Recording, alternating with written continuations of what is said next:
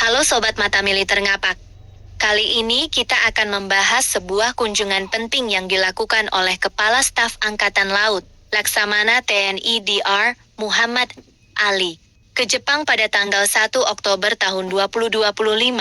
Dalam kunjungan tersebut, beliau secara langsung meninjau kapal selam Oyashio Class dan kapal fregat Mogami Class milik Japan Maritime Self-Defense Force, Yokosuka, Jepang. Kunjungan ini menjadi salah satu langkah strategis untuk memperkuat kerjasama pertahanan maritim Indonesia-Jepang, khususnya dalam pengembangan teknologi alutsista, peningkatan kapasitas tempur, dan manajemen operasional armada. Mari kita bahas lebih dalam tentang kapal-kapal canggih yang menjadi sorotan kunjungan ini. Pertama, kita mulai dari kapal selam Oyashio Class. Oyashio Class merupakan kapal selam diesel listrik andalan Jepang sebelum hadirnya Soryu dan Taige Class. Kapal ini memiliki panjang sekitar 82 meter dengan bobot lebih dari 2.700 ton ketika menyelam. Tenaga penggeraknya berasal dari mesin diesel Kawasaki yang dipadukan dengan motor listrik, membuat kapal ini mampu bergerak senyap di bawah permukaan laut. Kapal selam ini dapat beroperasi hingga kedalaman lebih dari 300 meter dengan kecepatan mencapai 20 knot di bawah laut.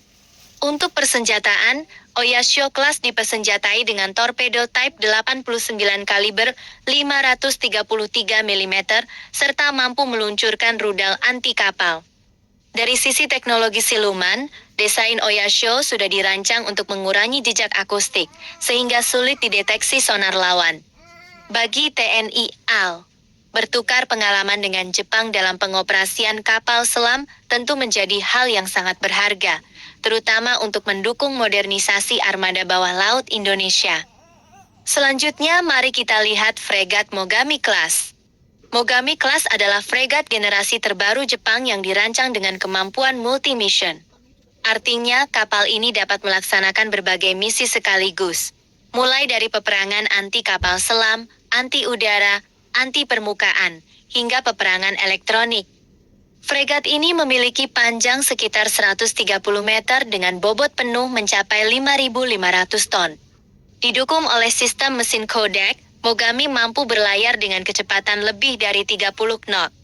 Dari segi persenjataan, Mogami benar-benar lengkap. Terdapat vertical launch system untuk rudal anti udara dan anti kapal selam, meriam 127 mm Mk45, rudal anti kapal Type 17, torpedo Type 12, serta fasilitas hanggar untuk mengoperasikan helikopter She-60 Kelvin Seahawk maupun drone. Keunggulan lain dari Mogami adalah penerapan desain stealth modern yang membuat kapal ini lebih sulit dideteksi radar lawan. Bahkan, kapal ini dapat dioperasikan dengan jumlah awak yang relatif sedikit, sekitar 90 orang saja, berkat sistem otomasi yang sangat canggih. Kunjungan Kasal TNI ke kapal-kapal canggih ini tentu tidak hanya bersifat seremonial.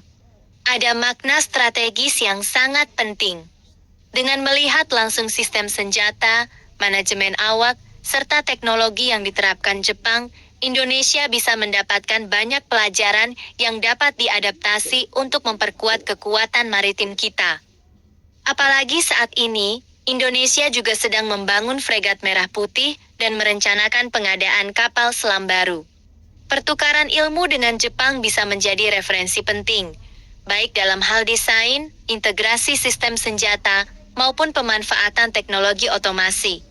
Selain itu, kerjasama antara Indonesia dan Jepang di bidang maritim juga mendukung stabilitas kawasan Indo-Pasifik. Kedua negara sama-sama berkepentingan menjaga jalur perdagangan laut internasional yang vital, termasuk di wilayah Laut Cina Selatan dan Samudra Pasifik Barat. Jadi, kunjungan ini tidak hanya mempererat hubungan diplomatik, tetapi juga menjadi langkah nyata dalam memperkuat pertahanan negara.